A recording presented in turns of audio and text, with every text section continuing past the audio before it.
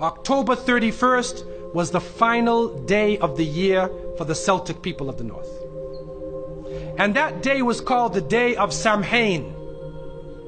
And this individual, wal-iyadhu billah, was supposed to be their god of the spirits of the dead, of evil again. And according to their belief, the evil spirits would rise to the surface and would terrorize people on that evening. And on that evening, if you did something wrong to a person, they'd come back to get you on that night. So some people would put on a disguise, so you couldn't recognize them on October 31st on that evening, and then they would be safe. Also, they would burn fires. Now the only thing we find left of that is the jack-o'-lantern that they will put inside of their window, made from the pumpkin. What actually happened in Europe is that the church moved All Saints' Day, a day for the saints.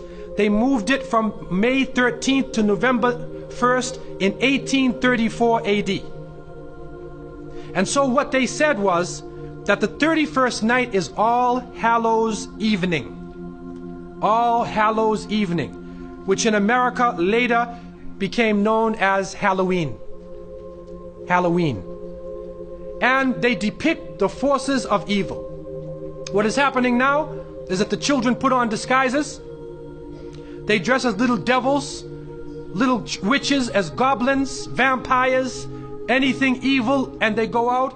And now with the new American way, they do trick-or-treat. And they come to your house asking for food. And some Muslims, they send their little children and they're in little disguises. How are you going to dress and go out there? As little devils, little shayateen. And so to send a Muslim child out to trick-or-treat is a demeaning, lowering thing. You ask them to beg people for food. Then they're dressed up as a way that they're not. Then when the candies and things come in the bag, how do you know what it is they actually gave you? Is it halal? Most of the candies today are made with gelatin, with glycerin. They're made with pork products. And what is also happening is that there are some evil, wicked-minded people who are attacking children on that night.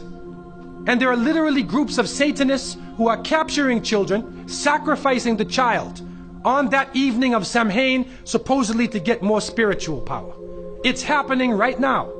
And so from so many angles, Muslims should have nothing to do with Halloween. And it is important for Muslims to have basira, that they should have the insight to look through affairs and do not just blindly follow. The Prophet, peace be upon him, said, you will follow them.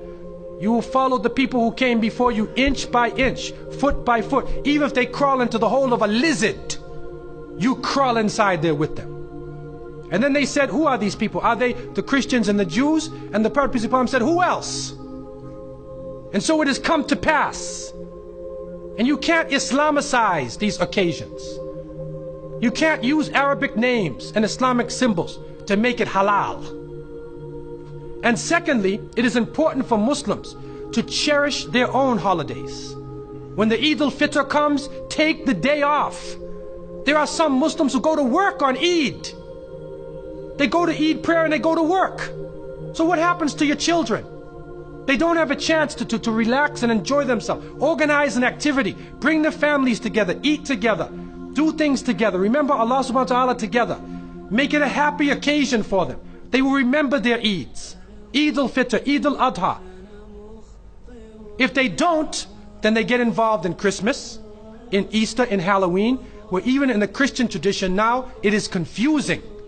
And many of the Christians now, Seventh-day Adventists, Jehovah's Witnesses, and many people are taking a stand. And they're saying we do not want to follow the pagan religion.